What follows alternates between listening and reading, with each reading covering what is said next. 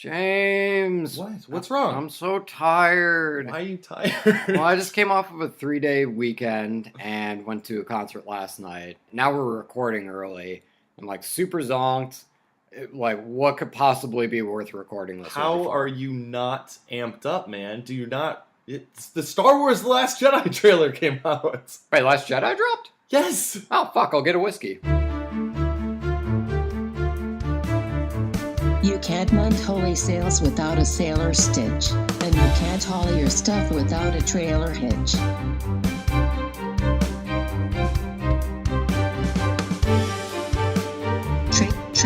Trailer hitch.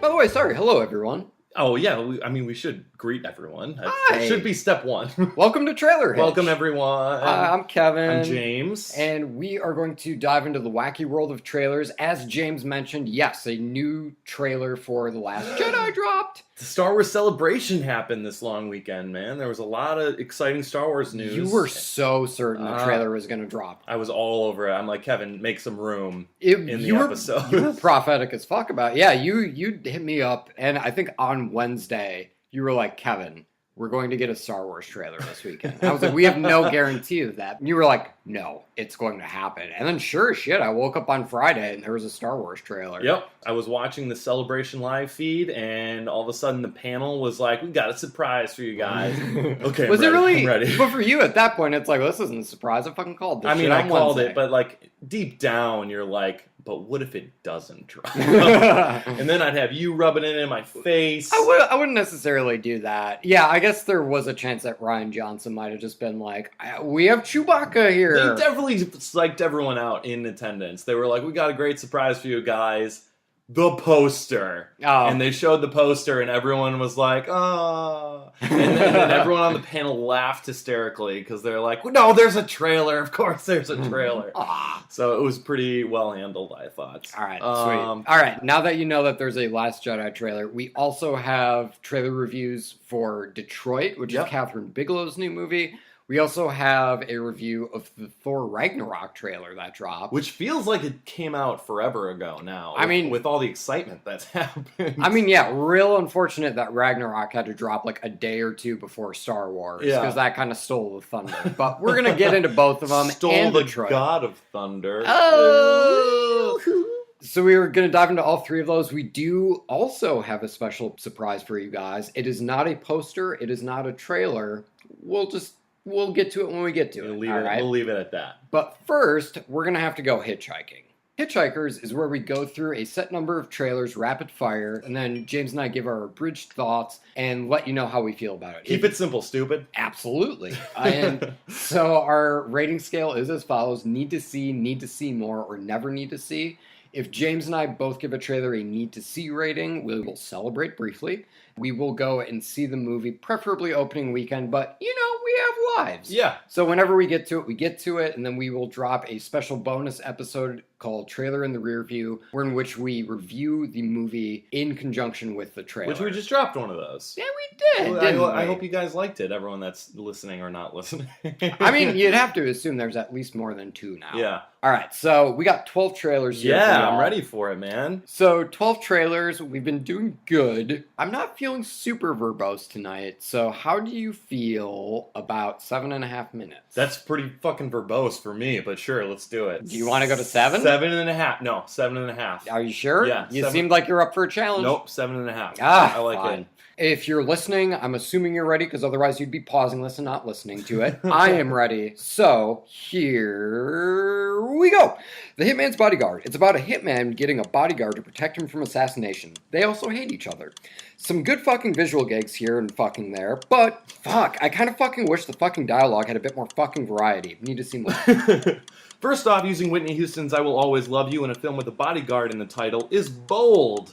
A beautiful song juxtaposed against an R-rated action comedy could have been eye-roll worthy, but the touch of meta-irony brings it all together to a different level for me. Also, the meta-irony of Ryan Reynolds thinking Sam Jackson single-handedly ruined the word motherfucker. Please, Sam Jackson is the motherfucking Renaissance.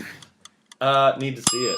Okay. Sorry, Another go. Evil. It's a comedy about a schlub's house being possessed, so he gets a ghost catcher who may be more of a threat than the actual house. Basically a funnier version of a dark song. This trailer started super promising, but I kind of hope that there would be a revolving door of supposed ghost catchers, with the haunted house being the central antagonist. Kudos for a solid premise, though. Need to see more. Yeah, okay, we literally just reviewed this trailer with the uber serious version, which is called a dark song, like you said. The difference between that and Another Evil is pure intentional humor. And it's the kind of humor I enjoy. It reminds me a lot of What We Do in the Shadows type of humor, the Taika Waititi type of humor. Yeah. And I like how the trailer is assembled in a serious, no-nonsense way, but the subject matter lacks a bit of an oomph. Need to see more. Sure. The Wizard of Lies. It's about Bernie Madoff. Did you know he was a dick? Oh no? Well, here's a trailer for you then. I really like the repeated mantra of guilty near the end of the trailer, but otherwise this seems like a character study that just scratches the surface. Plus, well, yeah, of course Madoff was a dick. Never need to see. Yeah, this is a hard one to balance. While I love it, how it was put together, I also feel like it doesn't leave much to the imagination of the ending. You have to ask, is it worth it to cut a good trailer out of footage that will give away basically the ending of the movie? Because those are two important things I look at when determining if the trailer is a need to see it. But because I feel strongly on both of those, I'm giving this a need to see more. Fair.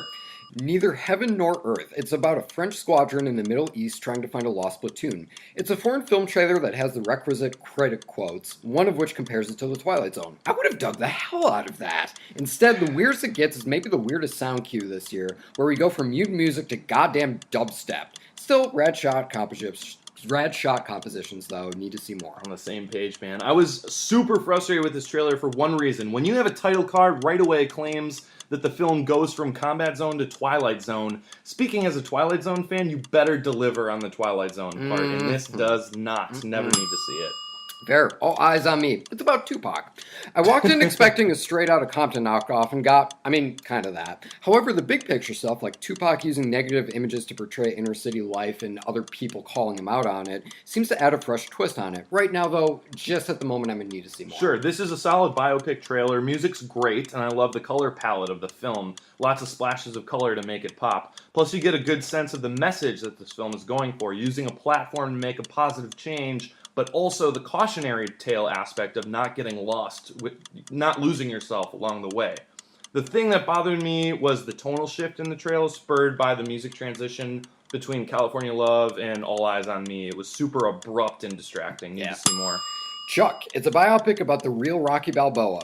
This was the guy that Rocky was based off of. And that's about all I got out of this. Never need to see. Liv Schreiber looks great as a lovable, washed-up boxer, but I basically say the same thing every time I see a boxing film trailer like this. Looks alright. I'll probably never need to see it. Never need to see it. Enter the Warrior's Gate. It's a mix between Ready Player One, The Karate Kid, and Black Knight.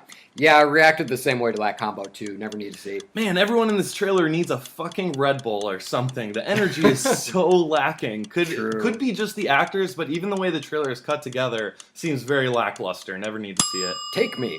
It's about a professional who simulates kidnapping people, abducting a woman who may not be who she says she is. This is the most convoluted fucking thing. So fucking big. Yeah, there's no way that job description can lead to anything wrong, but the biggest misstep is the conflict is still pretty vague. So does she kidnap him in return, or are the cops just treating this specific fake kidnapping as an actual kidnapping? Ironically, there's no real takeaway here. Never need to see. I like the start of this one. A kooky premise with a misunderstanding that goes horribly wrong is gold. But after the twist, this trailer just doesn't gel with me at all. It's almost like it's edited for someone who knows what the twist is, but they intentionally left that reveal out. Kind of like there's a bunch of punchlines in the trailer, but they cut out all the setups. It's confusing as hell. Never need to see it. Drone. It's about a drone pilot who is confronted by a man whose family he inadvertently killed.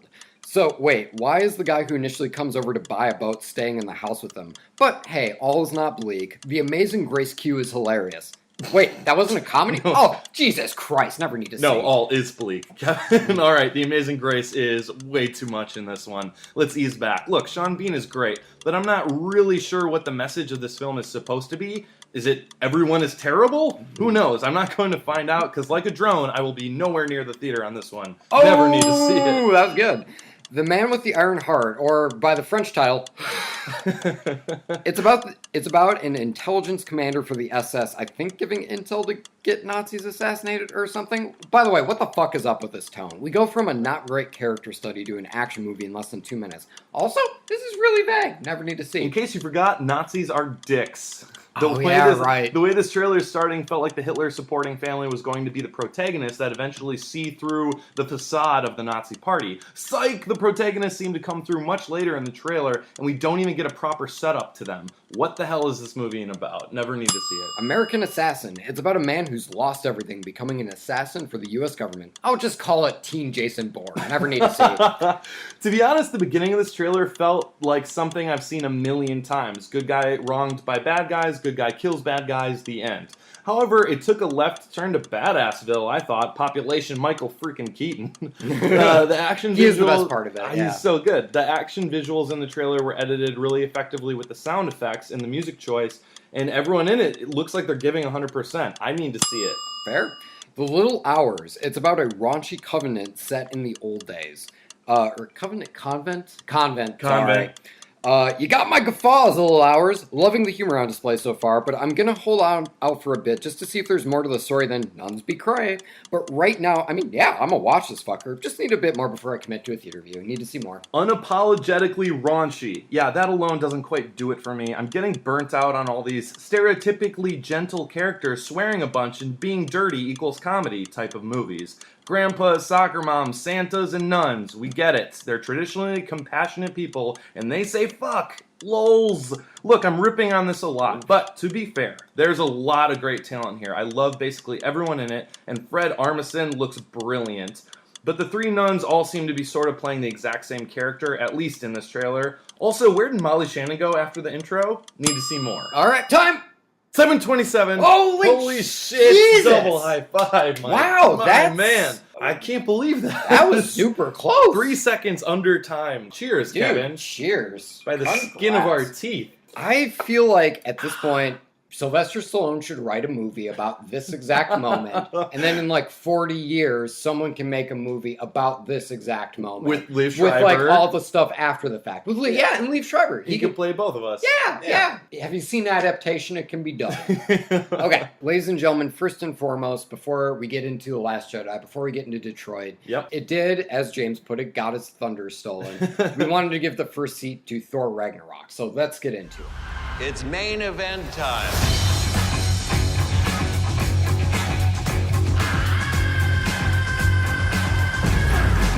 And now, I give you your incredible...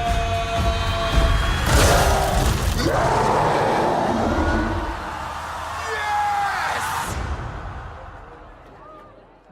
We know each other. He's a friend from work. Oh, come on.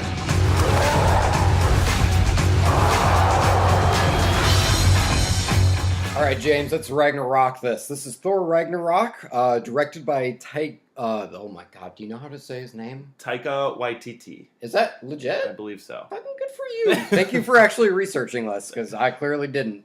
This is starring Chris Hemsworth. We got Benedict Cumberbatch. We got Tom Hiddleston. We have Cate Blanchett. We have Jamie Alexander. We have Idris Elba. We have Jeff Goldblum. We have Mark Ruffalo. Sam Neill is apparently in this. What? Yeah. No way. I shit you not. I'm looking at Let the me IMDb see. right there. Fucking Jurassic Park reunion Oh, here? you bet your I ass. had no idea bet Sam your Neill ass. was in this. All right, our random shout out is going to go to this gentleman. His name is John Quested. John Quested played the Einherjar Guard. What? Einherjar Guard. Good job, John. Good job, John. Yeah, Varfargard. But anyway, let's talk about this trailer. Sure, yeah. This starts off with Thor being held over a lake of lava by a giant chain. We get the "you might be wondering how I got here" spiel. Definitely. And that's not me adding flavor. That is the line. Yeah. We have Thor throwing his hammer at this unknown assailant. This female character grabs the hammer out of the air. It's Cate Blanchett. It's Cate Blanchett, yeah. No, I'm saying that's the character. Well, yeah. It's Kate Oh, Blanchett. yeah, it's just her. She's just a horrifying alien that's able Do you to want to stop see the my God of weird? Thunder. Do you want to see that weird, shitty movie called Manifesto that I'm in? No. Well, then I'm gonna break your hammer.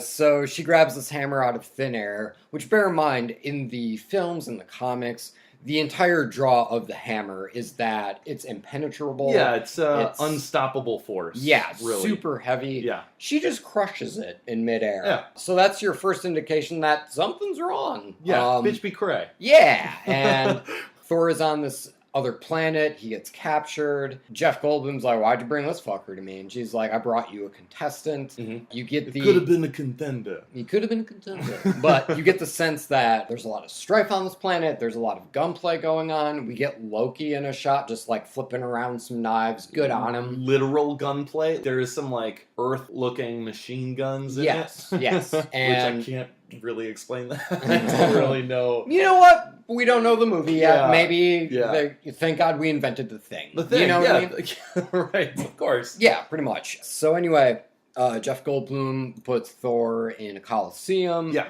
And the gladiator battle is between Thor, and the doors open to reveal the Hulk in his Hulk, like all green and shit. Yeah. But Yeah. like dressed in gladiator type garb. Exactly. You know? And Thor stops everything and is so fucking excited. Or as he- relieved and excited that. Yeah, but it's just, this is a friend from work. Yeah. He's like really happy. Hulk being in Hulk form is having none of it, and the trailer ends on a shot of them meeting in the middle. And Like Mortal Kombat style Yeah. shot. It just cuts away at the perfect time with Hulk coming in over the top and Thor coming in with like an uppercut.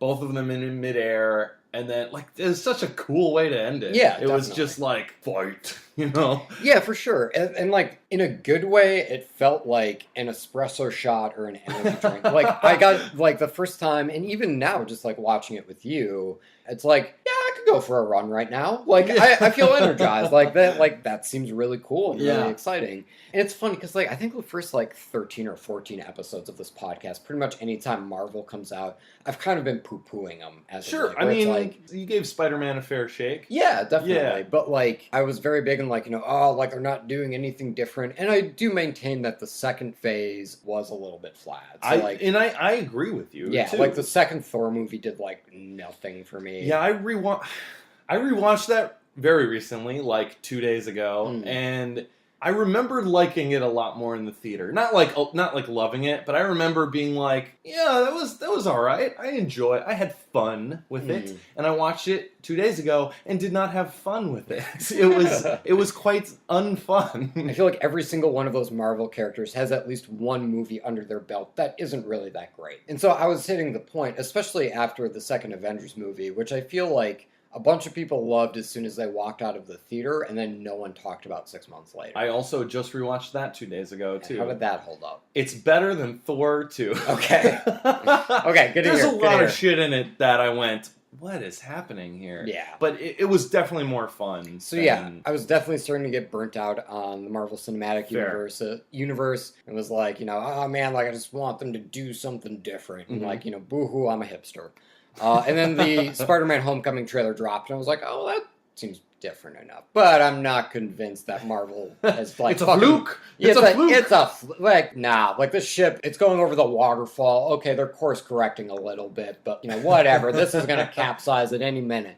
And then the Thor Ragnarok trailer dropped, and I was like, okay, no, that's exactly what I was hoping for. I was like, this is like a lot of the Avengers movies that I like, kind of find a different draw to their characters. In the case of Captain America Winter Soldier, Oh, yeah. that was like a spy movie. Iron Man 3, let's call a spade, it was just a goddamn Shane Black buddy comedy. It was a buddy cop film. And with Thor Ragnarok, I get a lot of, sci-fi B exploitation movies. You know what I mean? Yes. Like Flash Gordon. Yeah. And like, if you told me, like if you had just said that to me and I hadn't seen the trailer, I'd be like, that's a weird-ass direction to take Thor, and I don't know if I like that. Having watched the trailer, I really like that. Yeah, it's almost like if you took away all of the good effects and replaced it with shitty effects, but changed nothing else, it would be a perfect film for like the Mystery Science Theater 3000 people to watch. Yeah, but at the same time, it's aware enough of itself, especially with the gag of, oh shit, like, that's a friend from work. Or like the first line in the trailer. I just realized the trailer bookends with jokes. We get that first joke, and then it's pretty much played relatively straightforward. I liked it. Yeah, no, I did. I did. I really liked it too. You know, it's got like those little touches of like sci-fi B-movie sort of stuff. But at the same time, it still feels like a really fun Thor movie. And And I love the first Thor movie. I do too. That's one yeah, of my favorites. I do really love that. And like with that one, that's basically just a Shakespeare play, but with comic book characters. You know what I mean? Like it had arguably the best character arcs of certainly like, the best villain. It's the best villain. Yeah, for sure. But at the same time, a big draw, at least in the first movie for me, was like the fish out of water aspects with Thor's character, especially like in the human world, and I love this coffee, bring me another, you know, like all that sort of shit. Like, it really worked for me when I saw Thor. There really wasn't that much of that at all in this trailer. Correct, yeah. And I actually kind of like that. Even though I really enjoyed that with the first movie, it kind of suggests to me that there is some growth in his character. Like, he still obviously approaches things with a very cavalier attitude, a sort of swagger, because he is a Norse god. Yeah. Like, but now they're kind of pulling back a little bit on the fish out of water stuff, because now his character has seen more. His character has experienced more. He's left Thorville, Asgard. Thank you. You had it, man. I did have it. But it wasn't it wasn't there immediately. Just trust in yourself. But anyway, he's left Asgard. It's at the point now where his character's grown enough where he wouldn't just be this constantly perplexed god. He can be held over a fucking lake of lava and be like, well, this is a predicament. You know, when I get a sexy new haircut, I usually have a shit ton more confidence as well. And that's very true. And he does have a very nice haircut in this. He's looking snazzy. For sure. Yeah. Even just within the trailer, it feels like you can sort of see, oh wow, like this character has definitely changed since the first Thor movie. Mm-hmm. Yeah. And then at the same time, in terms of tone, it just seems like this is going to be a shitload of fun. Yeah. I mean, like, all the action seems like really cool and really stylized. Even though we don't have necessarily a defined conflict for, like, you know, why is Cate Blanchett fucking with Thor? Yeah. Other than the fact that he watched the trailer for Manifesto and also thought it was garbage. But honestly, like, the ride looks so much fun that it's okay. Yeah. And especially seeing that Cate Blanchett can crush this hammer that's supposed to be indestructible one-handed. Even though we don't necessarily know what their aim is, other than to just, like, have Thor fight the Hulk. Yeah. The threat is there, and the threat is real. Yeah. I feel like that's enough for me. Yeah, man, I totally agree with you. All that stuff is really exciting. And I do also agree that the Cate Blanchett stuff, it also seems a little like two very different parts of the movie. We'll see how they connect those two. We'll see how they connect the Cate Blanchett, you know, battling Asgard versus this second part that's on a completely different planet, completely different problems. And then I've also heard that, like, this is supposed to be somewhat of like a road trip movie too between Thor and Bruce Banner. Really? I've heard that, and like I can't confirm that. We definitely don't get that from this trailer. Correct. But like if that's the case, that's a lot of shifts in like what this movie is putting forward. Mm-hmm. But yeah, and let's talk about that music just for a hot second. I loved how they faded up the immigration. It just you just thought it was just music, just, you know, tones, just some drum beats, and it's like, oh, this is good. I can tap my foot to this. And then it's like, wait a second, I've heard this before. And then it's like, wait a second, don't be covering Led Zeppelin's Immigrant Song with some bullshit cover, because they manipulate the beginning a little bit. They do, and then slap some reverb on it. Yeah, and then it just like full blown right into Robert Plant vocals, and you're like, okay, cool, I can sleep now. I can sleep at night.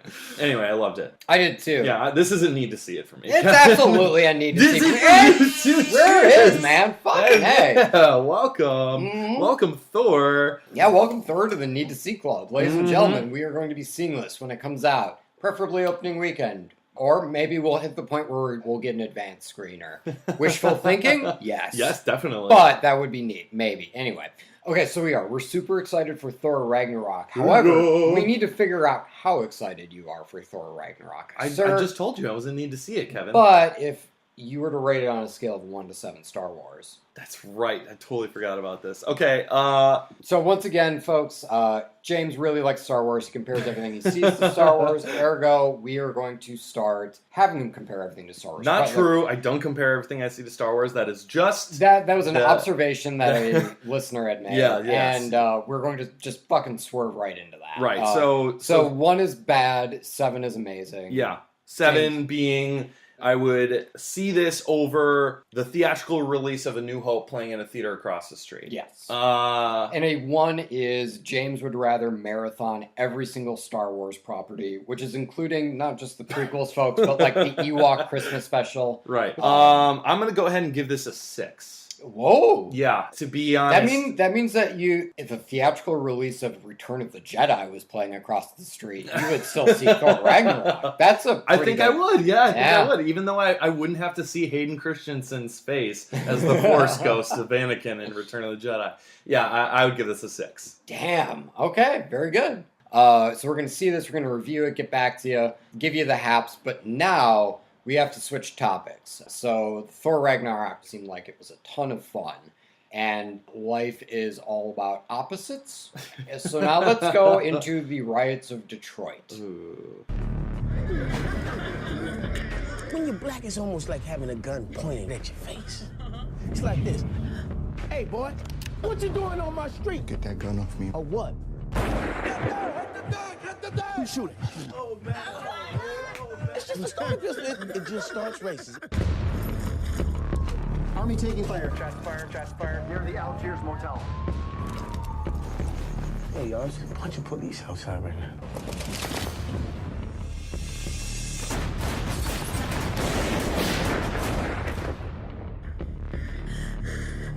Now, let's not be stupid in this situation.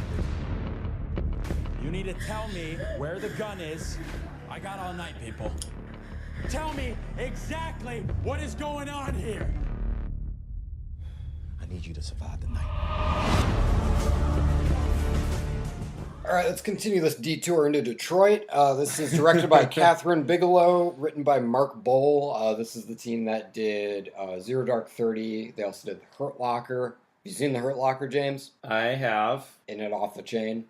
It was okay. Oh, really? We haven't talked about Hurt Locker before? I don't think we have. I thought it was kind of overrated. Really? Yeah. I love that. Wow, well, this is a discussion that we'll have to get into one day. But as of right now, Detroit is starring John Boyega, Anthony Mackie, John Krasinski is in this, Hannah Murray. Our random shout out going to go to Daniel Washington, who is the bouncer. Hey, Dan. Good job, Dan. Good job. Yeah. So it centers around the riots in the 1960s, 1967 to be precise. We immediately get our eyes on John Boyega, who is a police officer for Detroit.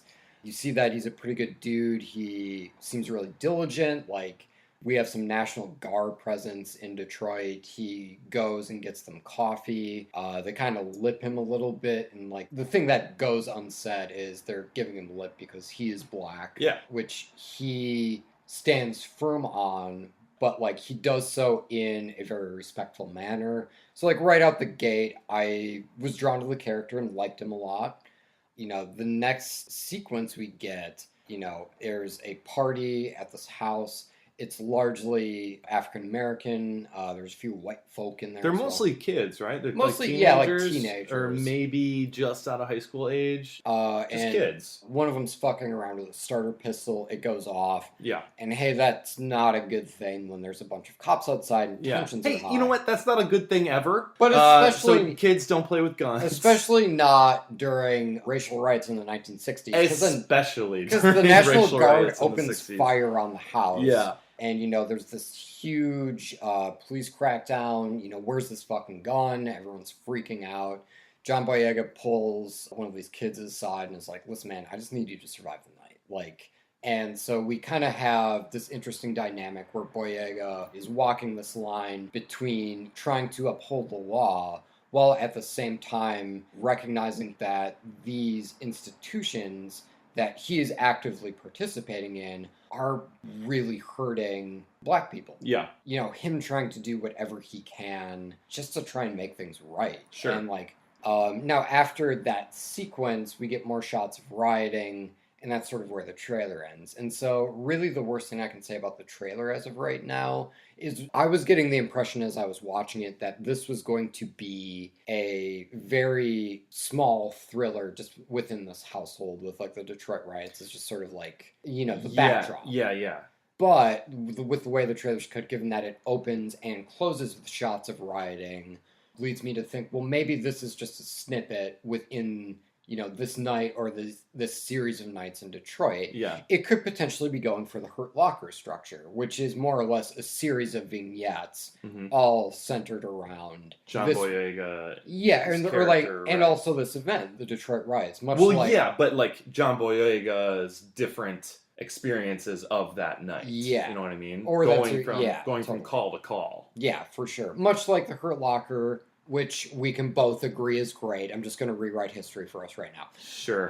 Jeremy Renner, yeah, it all centers around Jeremy Renner and how he's reacting to the war.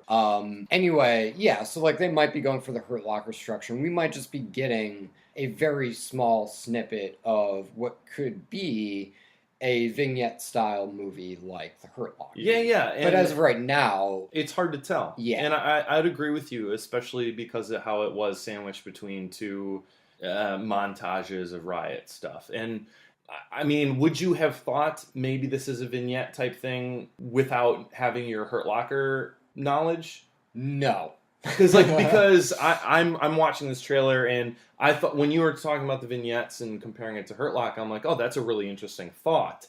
That's definitely a possibility. But I didn't come up with that while watching the trailer. I, based on just this trailer, got your first impression of this is about these kids in this house and the Detroit riots being the backdrop in which to set it in. But it's about this incident. That's how I'm choosing to see this movie for now. Like you said, it's hard to tell. It really is hard to tell. I mean, the riot stuff is really well done in the trailer, I thought. I don't know if it was... I think the fact that it's sandwiched between two montages is what's throwing me and throwing you. Yeah. If you just had it at the beginning, I think that was enough. I don't know. It's hard to put And my I mean, finger on that. at least my idea of it being a close contained thriller, especially in like that last montage, you know, like we get the riots, but we also get that Motown group performing on stage. Yeah, and especially that's if right. it is like this close contained thriller.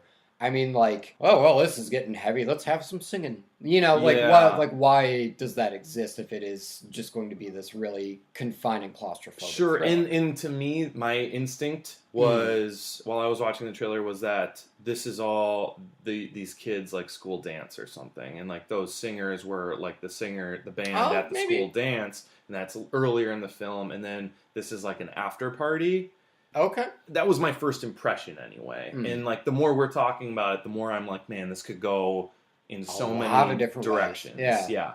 Because I felt It's- very steadfast on the vignette thing. Then you said that and was like, have I been thinking of this wrong? And the whole time? I don't think so. I think Yeah. it's just so open. It's Yeah. open. Yeah. And you know, I really don't know a whole lot about the Detroit riots in general. Nor do I. Like as far as I think I learned a little bit about it in school, but I don't remember specifics about it at all. I remember it was race related, and I remember it was bad. Yeah. And that's it. I don't remember how it was resolved. I don't remember what sparked it. I don't remember or ever knew details in between. You know, this is a good time for this film, you know, to remind people about the past, especially with what we're dealing with in the present and the fear of the future. But the trailer is a little off-kilter. It is. Yeah, I would agree. Other than that, though, I do like John Boyega's character. What I've seen of him so far, I think that, or at least seems like he's playing the part well, just from what I've seen. I did really like that opening montage, how they mixed still images in with footage that they shot, like actual movie footage. stock footage. Well, it was stock footage, but it was also... Or like, not stuff. stock footage, like actual... Yeah, Yeah. actual stuff from the movie. And I thought that that was a great way to blend and not only draw focus to the fact that this was all real, but also I think it like added like a layer of realism to it. And especially with how it was cut together, I thought played really effectively. And Sure. So, I mean, like, there is some really good stuff in this trailer, but right now, I'm at a need to see more right now. What I'm seeing so far, I'm liking, and I think there could be something really great there.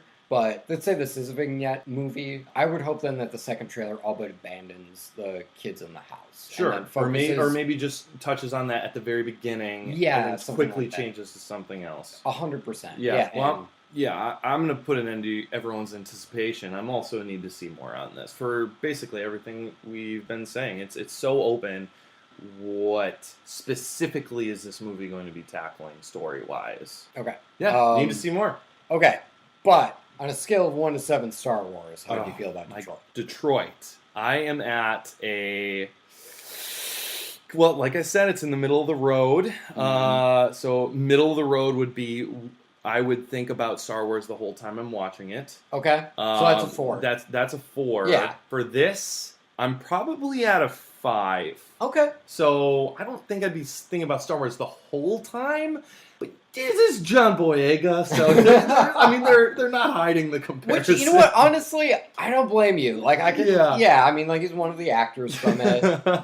Yeah. So okay, fair enough. Ladies and gentlemen, you know, we mentioned that there'd be a surprise. If you were tuning into this review hoping that we would give insight on the city of Detroit and were disappointed, we understand. So we wanted... If that transition from Thor to Detroit was a little too jarring for you. Yeah. And so, you know what? We wanted to kind of lighten the mood a little bit. You know, we reviewed Detroit, but we haven't reviewed Detroit, the city. So James and I found a tourism video for the city of Detroit, and we're going to be reviewing that right now. Things are happening in Detroit that are going to reinvent the American city. Those of us who have been here a long time can tell you that it's never been more vibrant. And it really represents the future, what the future can be and what the future is becoming. Let's start at 5 a.m. We have joggers that are running through our state park, that are running on the riverfront. I shit you not, the last title card of that tourism video is for more information on the D. And I was just like, ugh. Yeah, it's really, you would have to think that. Come on, at foresight, least one of the people in Detroit has to know that that refers to a schlong. Anyway, this, ladies and gentlemen, is Detroit, Michigan. The mayor is Mike Dugan. Notable people who have come from Detroit include Kristen Bell, Selma Blair, Bruce Campbell. Oh, no shit, Francis Ford Coppola is from there, I guess. Anyway. So this is Detroit, ladies and gentlemen.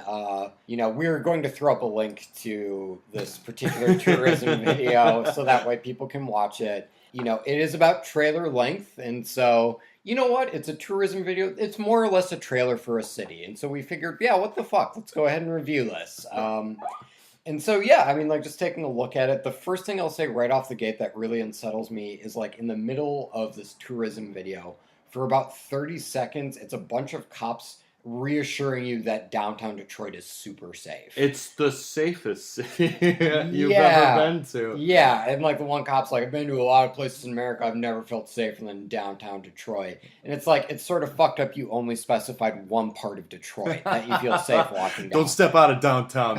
Yeah. Anything after that, you're on your own, man. We don't have jurisdiction. I can't save you if you step outside of downtown.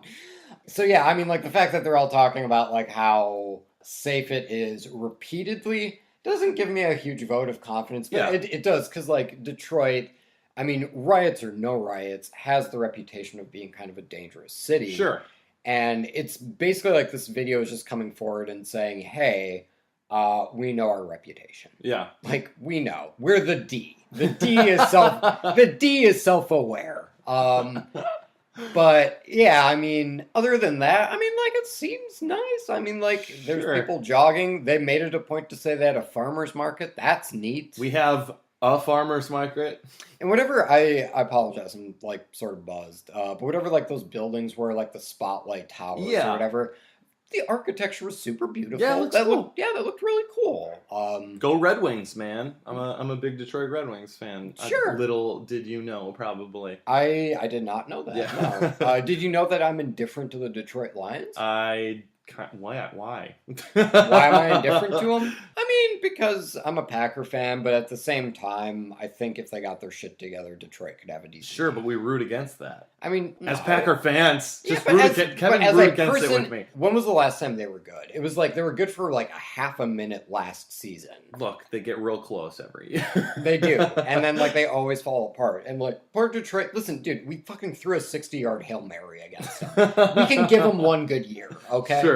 Anyway, so this is Detroit, the city. How am I feeling about it right now? I would say okay. James, how about you? I mean, it's a need to see more for me. Yeah, it's a need to see more for me. We're both at a need to see more for Detroit. But before then, James. Yeah. On a scale of 1 to 7 Star Wars, how do you feel about the city of Detroit? Jeez, I'm gonna give this a 3. A 3? Yeah. Man. I don't know. They seem like they're trying really hard. Doesn't seem as effortless as I would hope, but yeah, there you go. Well, sorry, Detroit. I mean, to be fair, like, we'll hear you out. We just need to see more. If you want to make another tourism video and send it to appease 2 guys from Wisconsin, yeah, you're welcome to. But enough about Detroit. Both the film and the city. And the city, right? Because we got a trailer for American Assassin. We already did that, Oh, Kevin. well, in that case, I guess we'll do The Last Jedi. Light.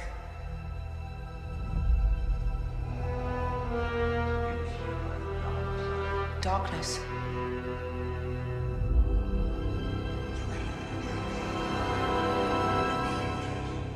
A balance. It's so much bigger.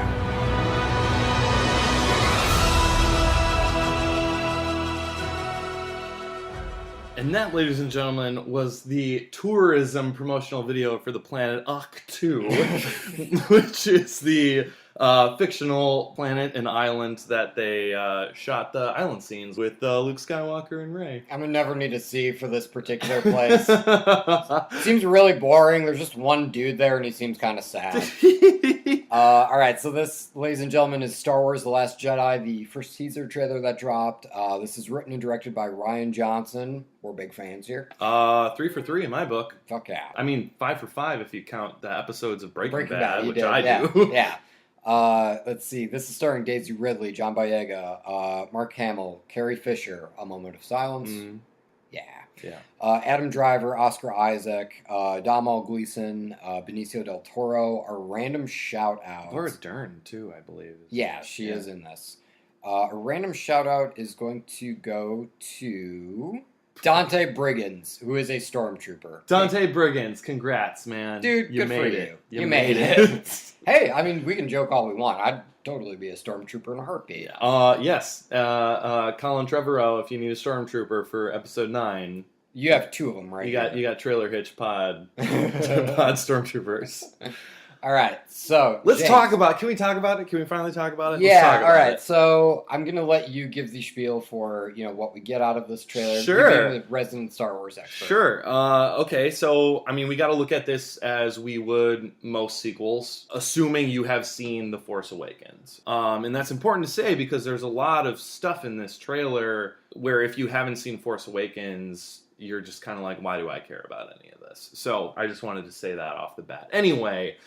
Force Awakens ends. Rey finally takes the Millennium Falcon with Chewbacca and R2-D2 and finds Luke Skywalker held up on a planet that is supposedly holding the first Jedi temple. And she brings his old original lightsaber and she hands it off to him, and that is how The Force Awakens end. And that is supposedly how this next film is going to pick right up from there. Starkiller Base was destroyed. The First Order is kind of like in reeling and trying to regroup. Kylo Ren got a little bit of a headache in a slash across the face in the last one. Lost his mask. Lost his daddy. I mean, by his own hand, but yeah. So he's looking for some revenge too. Yeah, so I mean, we don't know a whole lot about it. I'd like to tell you guys more, but it's under lock and key right now. It's a teaser through and through. It's a teaser through and through. Anyway, that is my spiel about what the movie is, quote unquote, about. Was that okay? You did very well. Okay. I'm sorry. I just noticed that you had an entire page of typed notes. Don't look at my note. No, these aren't notes for me to have to say. These are notes in case our discussion goes in a certain direction, in which case I want to be able to reference something. Moving on. What did you think of this teaser, Kevin? Are you ready to get your heart broken? Yes, let's do it. Talk to me, baby. I was a little disappointed by it. All right. I was disappointed in the sense that, it is a teaser. You're probably not going to get concrete information other than what you already know from the previous film. It's mostly just like kind of flavor, atmosphere, that whole bag. And really the source of my disappointment with this teaser is the fact that it's so similar to the Force Awakens trailer. Mm-hmm. Bear in mind, that very first Force Awakens teaser is one of my favorite trailers ever. Yeah, it's incredibly well done. I love that thing through and through, and I just felt like they were really using a lot of the tricks that they had pulled from the Force Awakens trailer. I mean, it even starts with, here's a shot of a landscape of some sort. The Force Awakens, it was the desert planet. Jakku. Thank you. You're welcome. We get the landscape shot of Jakku with Force Awakens. This rocks. Yep. And then a character pops into frame. You got a little bit of a jump. You get a little bit of a jump. To kickstart the trailer. Yeah, and I mean, like, from that, like, the second that happened, I was like, oh man, they, like, directly pulled that from the Force Awakens trailer. But let's see where this goes. Sure.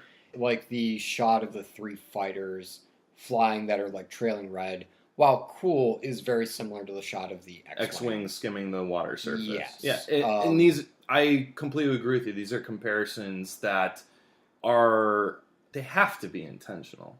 Like, I would think. But it feels more like this worked really well the first time. Let's just do that again. No, that's what I'm saying. Yeah. Like, it wasn't an accident. Yeah. Like, it was intentional that they just tried to recreate the emotion that they struck with The Force Awakens. Agreed. And I agree with you. Like, those are things that I also noticed. There's also a shot of Kylo Ren's shattered mask. I mean, there's some. I've been talking to people like, oh, I thought it was Darth Vader's mask. Oh, I thought it was Kylo Ren's mask. I think it's Kylo Ren's mask. It's got the silver ridges that the Kylo Ren mask had. It's smashed to smithereens, so it's kind of hard to tell. But the point is, one of the Force Awakens trailers had a close-up shot of the mangled Darth Vader mask when they're talking about the dark side. So that's another comparison. And a lot of talking about the light and the dark, right? So we got that in that first Force Awakens trailer with Snoke talking about, there's been an awakening, have you felt it?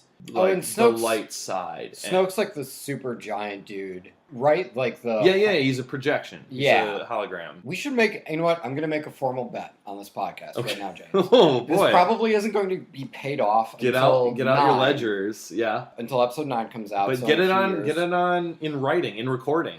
We're getting it in recording, and I'm putting the dollar down now. Snoke is going to be at most a foot tall. I'll take that bet. Okay. Yeah, I'll take that bet.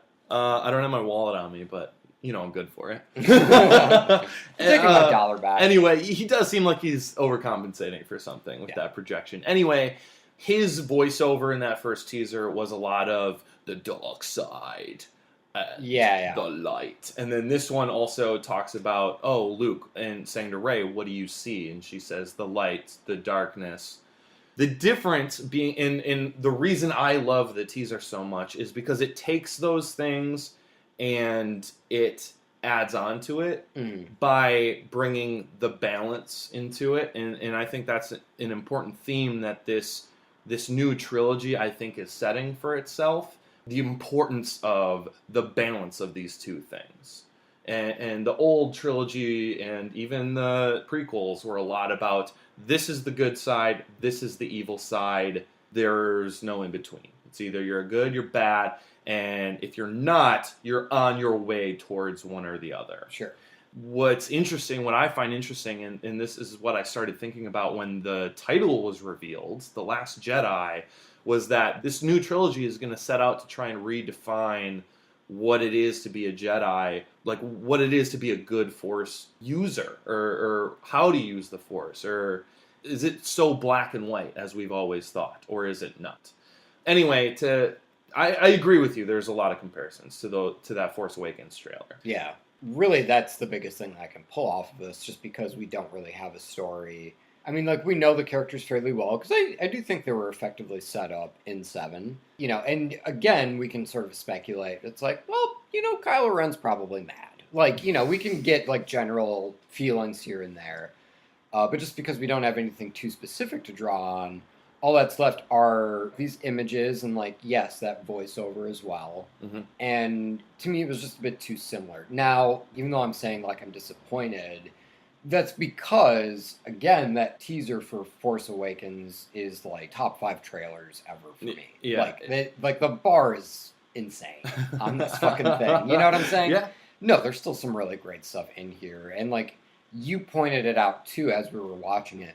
The fucking mountainside shot where you can see them more or less shadow boxing with lightsabers. Yeah.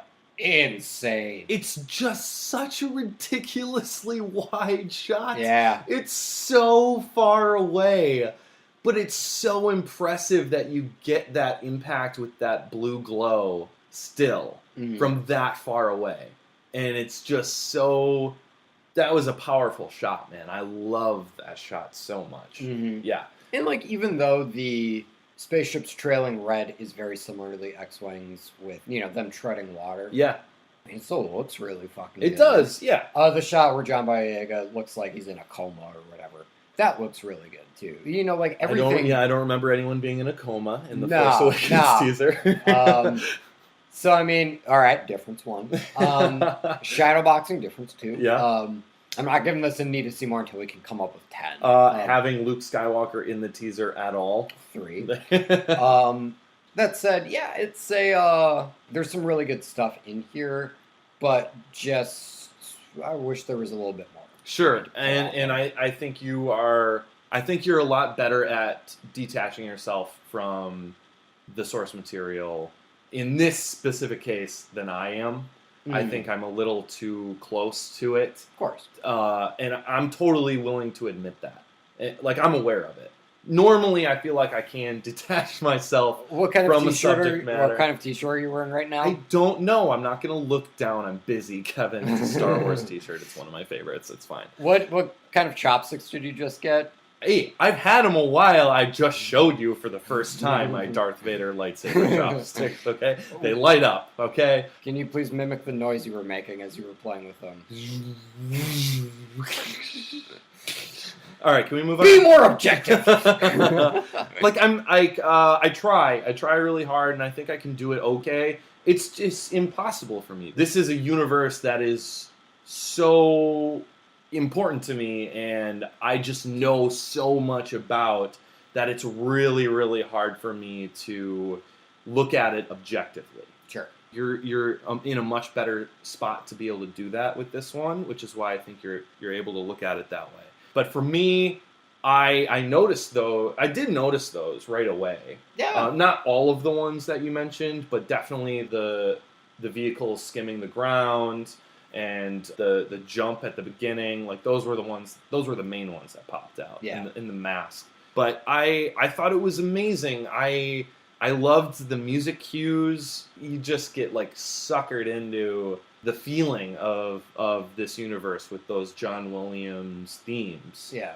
Anyway. And again, I thought they were great, but at the same time, god damn, man, that Force Awakens trailer, when the original theme hits like right near the end, as like when the Millennium Falcon flies over. Oh. Yeah, that was, it was probably the most excited I've ever been watching a trailer in my life. And I got to see that in a movie theater when that happened. And that was incredible.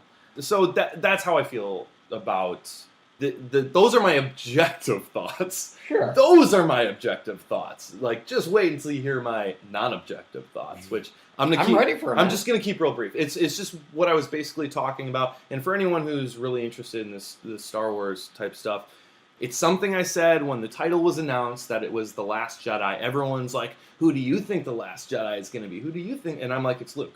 And they're like, well, I mean, Rey's like really. No, I'm like, it's Luke. Luke is the last Jedi, and they're like, well, but Rey. I'm like, you're not understanding the terminology here. Rey is not a trained Jedi. At the point in this movie, Luke is the only person in the galaxy who is a trained Jedi, right? So he's the last Jedi. There might be more Jedi after this, but at that point in time, he's the last Jedi. And I think it's called this because he had some bad experiences with the Jedi mindset, the Jedi Order, right? He's learned some cool shit about the Jedi Order of old during the Republic. He tried teaching some Jedi himself, and it failed miserably, blew up in his face with his nephew. And now he's just kind of like, you know what?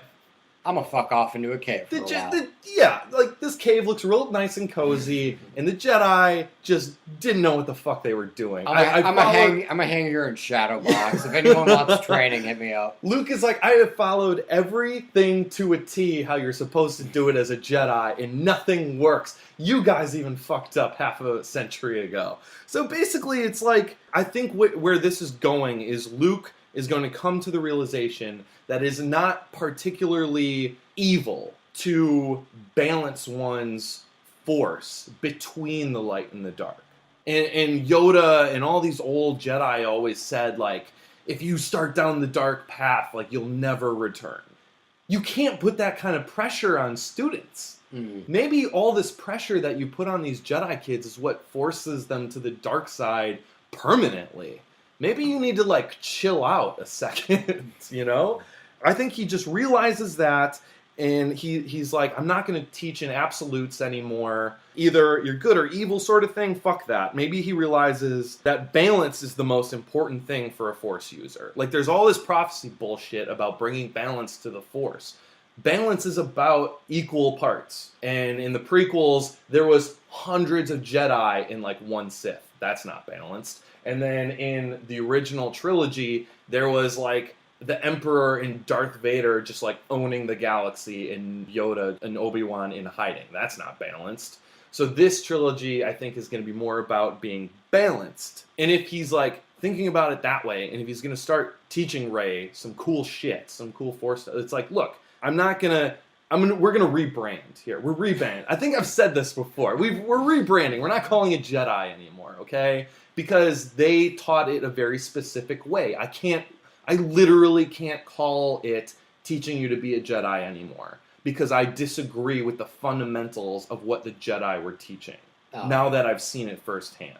Sure. And I think I'm gonna teach you some cool shit along the way, but you don't want to be a Jedi. I promise you. This is a rebranding. This is rebranding. Midichlorians are for closers. That's right.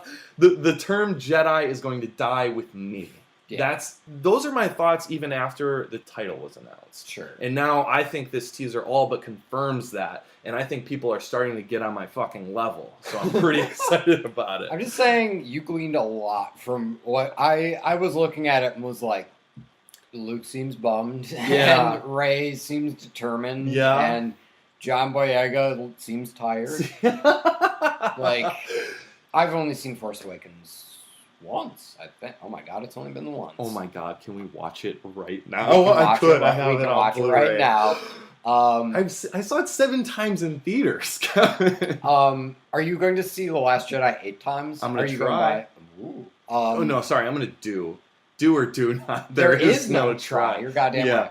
Yeah, so I mean, like, I've only seen Force Awakens once, even though I did grow up with Star Wars. Mm-hmm. I mean, clearly, like, I didn't idolize it as much as you did throughout your childhood. Sure. And so that's why I wanted to talk to you about it, is because I did not fucking pull half of it. You know what I mean? And like, just hearing you kind of, like, rationalize it, it doesn't seem like this is just, like, you know, we get a shot of a rock, and you're like, it's all but confirmed Poe is gonna die. You know, like, if it was something like that, I'd be like, James, you're fucking nuts. Yeah. But, like, you do. Like, you have a really solid rationale, and I think thank you. I think that is just, like, your really deep understanding of that world, and, you know, like, you are locked the fuck in the second this trailer started, and you were locked in until it had ended, and so I'm glad I got to talk to you about it, because, like, since those comparisons to the Force Awakens trailer stuck out to me so much, I knew that I was probably missing at least 75% of the stuff that you had touched on. And who knows, maybe this specific teaser is more directed at someone who has put Force Awakens under a microscope, like I have. Sure. You know what I'm saying? And I mean, like, this teaser was released during a fucking Star Wars convention. Yeah. If you're going to go to that, you're probably a pretty goddamn big fan of Star Wars. And, so it could very well be that this trailer is just not built for me. Like, the casual Star Wars fan. Yeah. Like, the person who's seen the movies, has enjoyed the movies, is going to avoid making a prequel joke, because that's what we all fucking do, us filthy casuals. Too easy. But what, I mean, we'll see when that next trailer comes. And like, man. I'm assuming that first trailer that's going to drop is probably going to dive into a little bit more of, okay, here's where we go from here. Yeah, I hope so, because I'm just excited. Yeah. I'm excited to see more. But this is one we are definitely going to have to revisit once they come out with another trailer. Absolutely. Yeah. As of right now, it is, and bear in mind, this is always going to be based off of the trailer. 100%. Yeah. And so, I mean, like, of course it's Star Wars. Like, I'm going to be there. Yeah. But based off of the trailer. Based off of this trailer, this is a definite need to see more for me. Yeah. Based Get the fuck out of here. Based on the merit, that there is some I'm great just cinematography, but I feel like they just kind of dove into their bag of tricks. And who knows, maybe they were in the middle of post and we're like, oh, here's this poster. Guys, this is great. This is fantastic. Yeah. Yeah. They're going to be really mad if we don't have a trailer, though. All right, throw something together. And their editor had to stay up till like 4 a.m. Yeah. And like just watch the Force Awakens trailer because they were told, like, oh, yeah, you should just like, this was really good. Just use this as your model entirely. It should be noted, too, that the Force Awakens in the first couple trailers did have some shots that never ended up in the film. Sure. So who knows? Like, this could have some stuff that they have specifically for the teaser, specifically to make it look like that Force Awakens trailer, because they were so like, oh, it needs to look just like that for some weird reason. I don't know. Sure. I'll go ahead and guess you're a need to see. Sorry, did we not say what I thought of this trailer already? Yes, this is a need to see it for me. Okay, I figured shocker. as much. I had figured as much, but this is where it's going to get interesting for me. On a scale of 1 to 7 Star Wars, where are you at with The Last Jedi? Oh, it's a 7. Are you kidding me? You would rather see this even if A New Hope was playing across the street? Yes. This is the next time we get to see Luke Skywalker since that original trilogy interacts. Do anything other than remove his hood, and look sad. Sure. Yeah, it's a 7 for me, man. And okay. I feel like the only other time this is going to happen is when we get a trailer for Star Wars Episode 9. No, you know what? I'm gonna put it out there. If they do something similar though with their next trailer and kind of miss the mark on giving something new and like if they pull the same stuff about trying to recreate a Force Awakens effect with their second trailer. I don't know, man. Maybe my rating will start slipping a little bit, but But as of right now, no. This is a need to see it, and this is a fucking 7 Star Wars for me. Wow. Man, now I kind of regret not agreeing with you. No, Then it would be like this would be like the biggest trailer hit. Although maybe it's good. I feel like if I agreed with you, we would just quit. We would be done. It's like, well, we're never going to be able to top this. So thanks and good night. See you guys later. We'll do a trailer in the rear view of The Last Jedi, and then we're just going to disappear forever. We'll just destroy all the evidence of this podcast. Of course. Yeah. And actually, on that note, we will be back. That said, we are going to leave right now. Yeah, because this was a fitting ending, wasn't it? This was a very fitting ending, yes. Please, ladies and gentlemen, rate and subscribe on iTunes. Yes. You can find us there. You can find us on Facebook. You can find us on Twitter at TrailerHitchPod. You can email us at trailerhitchmailbox@gmail.com. If you want to tell me to stop being such a stuffy asshole about The Last Jedi teaser, feel free to email, let me know. You'll get my email tomorrow morning. If you feel if you feel like James is wildly misreading the Last Jedi trailer, feel free to write in. I would love to hear other people's thoughts on my opinion. Okay. If they think I'm wrong, if they want to hear my thoughts about it. Yeah, I'd love to hear that. All right, cool. So there's your challenge. So yeah, that's about it for us. Ladies and gentlemen, thank you so much. You will hear from us in a couple of weeks with a brand new episode. Until then, watch these trailers. Watch all of them. Let us know what your thoughts are. Tell us which trailers you would like us to watch. And until then, be safe. Be good. Go visit Detroit and be safe, apparently. Well, I mean, see downtown. Yeah, God, please just stay downtown. You don't want to go where the riots are. You can't mend holy sails without a sailor stitch, and you can't haul your stuff without a trailer hitch.